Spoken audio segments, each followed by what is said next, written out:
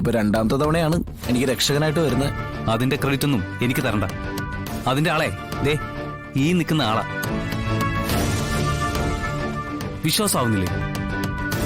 ചാച്ചപ്പനെയും കൂട്ടരെയും കോടതിക്ക് മുന്നിൽ ഹാജരാക്കാൻ കഴിഞ്ഞതാണ് ഈ കേസ് നമ്മൾ ജയിക്കാൻ കാരണം. ഹാജരാക്കിയാൽ മാത്രം പോരാ, അവര് കോടതിയിൽ കുറ്റം ഏറ്റു പറയുകയും വേണം.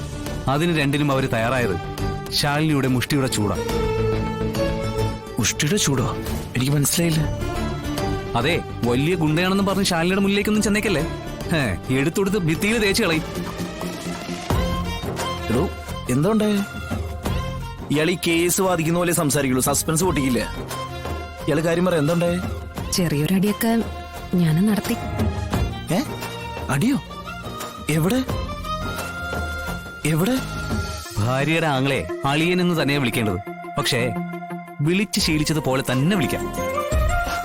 എന്റെ വിഷ്ണു മാർക്കറ്റിനകത്തേക്ക് കയറി ചാച്ചപ്പന്റെ തട്ടകത്ത് ചെന്ന് ചാച്ചപ്പനെയും ഗുണ്ടകളെയും കളക്ടർ അടിച്ചിട്ടിട്ടാ കോടതിയിൽ ഹാജരാക്കിയത്.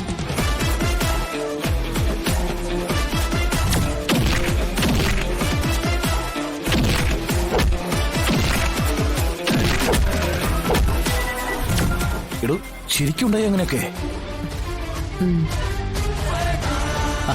എന്റെ വിഷ്ണു, ശാലിനിയുടെ അടി കൊണ്ട് വരണ്ടു പോയ ചാച്ചപ്പനും ഗുണ്ടകളും ഇനി ഞങ്ങളെ ഒന്നും ചെയ്യല്ലേ, എവിടെ വേണമെങ്കിലും വന്ന് എന്ത് വേണമെങ്കിലും പറഞ്ഞോളാന്ന് താണ് വീണ് കേണ് പറയുകയായിരുന്നു.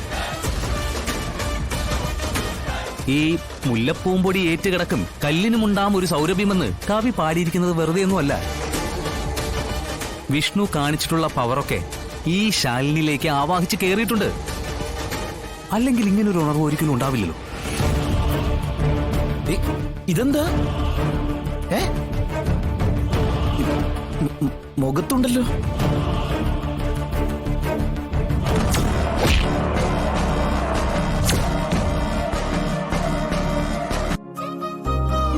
അല്ല, ഒന്ന് രണ്ടെണ്ണം തിരിച്ചു കിട്ടിയിട്ടുണ്ടെന്നാ തോന്നുന്നത്.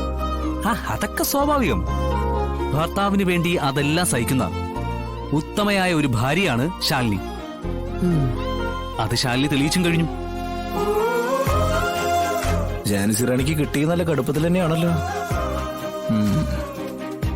എന്തായാലും ഒരു കാര്യം ഉറപ്പായി, കളക്ടർ പണി പോയാലേ ഞങ്ങൾ രണ്ടുപേരും കൂടി ഗുണ്ടാപ്പണി എടുത്തിട്ടാണെങ്കിൽ ജീവിക്കും. അതാണല്ലേ മോഹം. അങ്ങനെയെങ്കിൽ നിങ്ങളിലൂടെ ഞാനും ജീവിക്കും.